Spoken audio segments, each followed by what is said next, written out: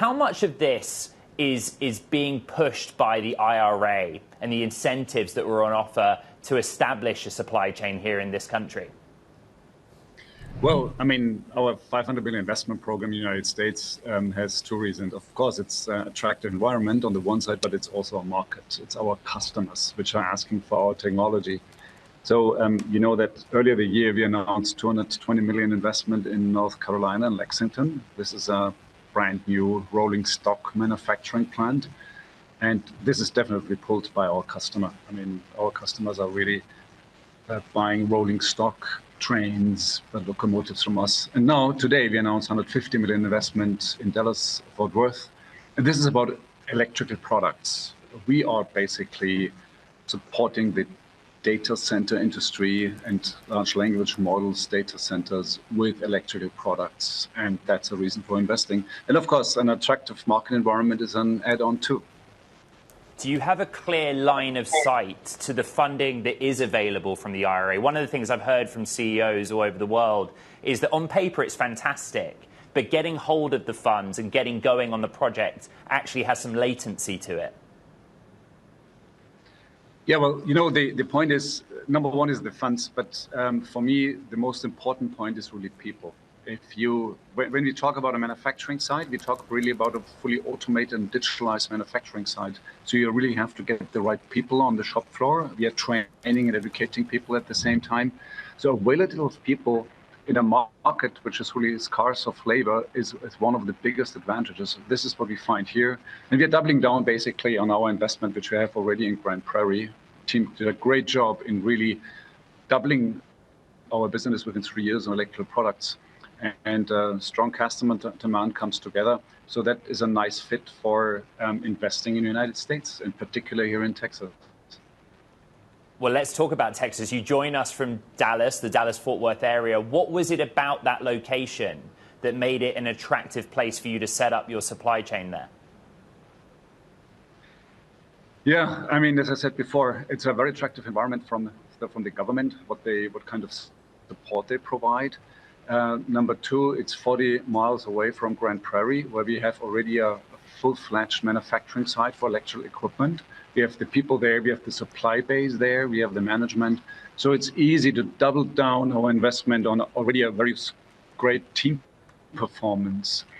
And then we found a nice place here, a very good place. It's an existing site, which was used for a warehouse. We are going to convert it now for manufacturing. So it all comes together. And again, this is a very business-friendly environment that you find here in Texas. You talk about, Dr. Busch, your focus on an end user, the client, the demand coming from the United States. Compare and contrast that to Europe at the moment. How much are you seeing clients having to dial back some of their demand because of the macroeconomic environment?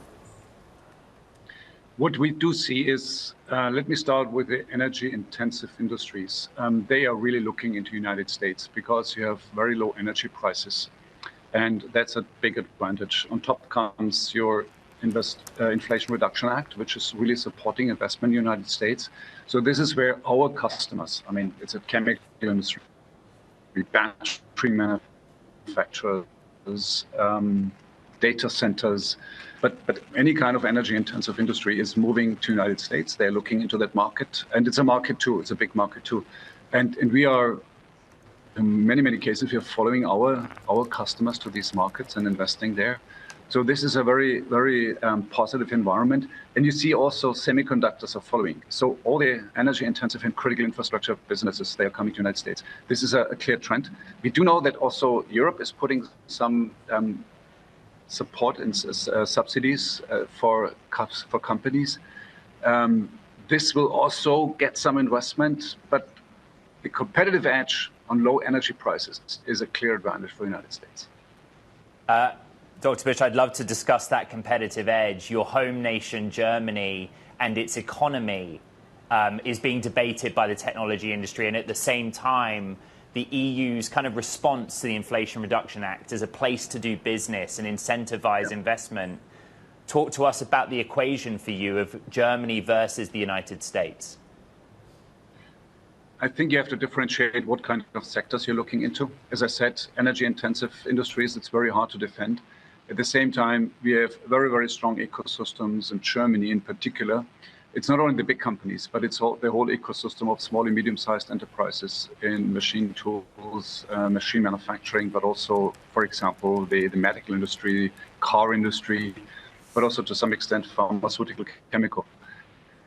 If you look forward in the way how you can deploy new technologies in these markets, that gives you an idea which kind of industries you are able to defend or even expand. It's all about technology. I mean, Germany is an export country, it's an innovative country, it's an industrials country, and this is the strengths what we have to play and we have to strengthen. There's a reason why I very much support also the subsidies which we're giving for Intel, for example, but also for Wolfspeed and TSMC to invest in semiconductors industry in Germany, because we do have the right environment, the right people, educated people, a good environment to really also go for this kind of industry. So you have to look in a differentiated way, and there's still industries which I believe have a great future, but we have to build our strengths, which is ecosystems and technology.